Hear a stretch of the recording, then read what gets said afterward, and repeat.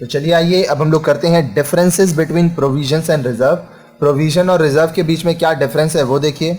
Serial number, provision और reserve. ठीक है, पहला, provision is created by debiting the profit and loss account. Provision आप कैसे करते हैं? प्रॉफिट एंड लॉस अकाउंट को डेबिट करते हैं।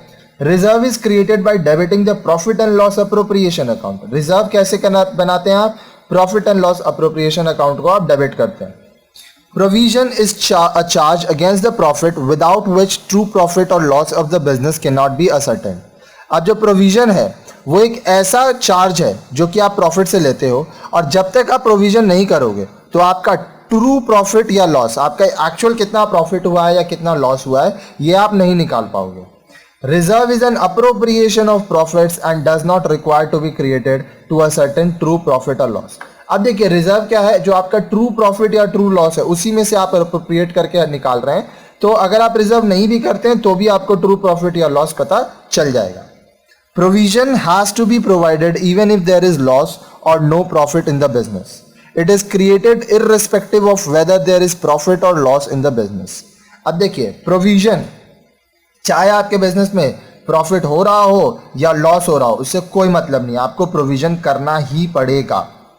Reserve, it can be created only when there is profit in the business. अगर प्रॉफिट हुआ तो ही रिजर्व होगा, अगर प्रॉफिट नहीं हुआ तो रिजर्व नहीं होगा। Provision can't be available to be distributed as dividend among the share holders. अब जो प्रोविजन का आपका अमाउंट है वो आप शेयर होल्डर्स के बीच में डिस्ट्रीब्यूट नहीं कर सकते। Reserve can be distributed as dividend among the share holders. अब देखिए, रिजर्व जो है वो शेयर होल्डर में आप डिविडेंड के रूप में बांट सकते हैं, डिस्ट्रीब्यूट कर सकते हैं। Provision is a sum for known liability or for specific contingency. Example, provision for bad and doubtful debt or provision for depreciation, etc. अब देखिए, जो प्रोविजन एक ऐसा अमाउंट होता है जो आप नोन लाइबिलिटी या एक स्पेसिफिक कॉन्टिजेंसी खर्च के लिए आप करते हैं। जैसे provision for bad and doubtful debt आप डेटर के लिए करते हैं। फिर प्रोविजन फॉर डेप्रिसिएशन, आपके पास जो एसेट्स है आप उसके लिए करते हैं। Reserve is a sum to meet an unknown future liability or contingency or to strengthen the financial position of the business or for equalization of dividends.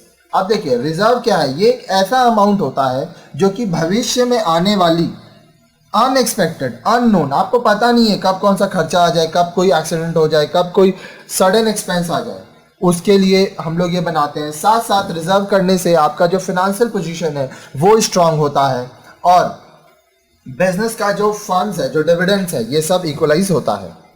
Provision, making of provision is a legal necessity for the management. अब देखिए, provision करना legally जरूरी है, ठीक है। Reserve is not legally obligatory to create a reserve. It depends upon the financial policy of the business and discretion of its management. अब देखिए, कानूनन रूप से ये जरूरी नहीं है कि आप रिजर्व करेंगे, ठीक है।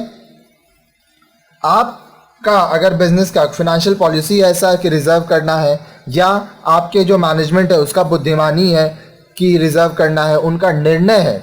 डिस्क्रिशन का मतलब निर्णय लेना, बुद्धिमानी, ये सब होता है। तो अगर आपका मैनेजमेंट निर्णय लेता है कि हाँ रिजर्व करना है तो आपको रिजर्व करना पड़ेगा। Provision amount can not be utilised for purposes other than that for which is they are created. आप मान लीजिए प्रोविजन किए हैं आप डिप्रिसिएशन, क्या चीज़ के लिए? एसेट्स के लिए। तो आप यहाँ पर जो पैसा आप प्रोविजन करके रखे हैं, साइड करके रखे हैं, वो सिर्फ आप उसी स्पेसिफिक पर्पस के लिए यूटिलाइज करेंगे जिसके लिए आप उसको किए हैं। Reserve amount can be utilise for any purpose because they represent undistributed profit. अब जो रिजर्व है आपका वो किसी भी काम के लिए आप इस्तेमाल कर सकते हैं, क्योंकि ये क्या है? ये आपका अनडिस्ट्रीब्यूटेड प्रॉफिट है। ये आप कब क्यों कर रहे हैं? ताकि अननोन या अनसर्टेन अगर कोई खर्च आ जाए तो आप उसको पूरा कर सकें और संभाल सकें।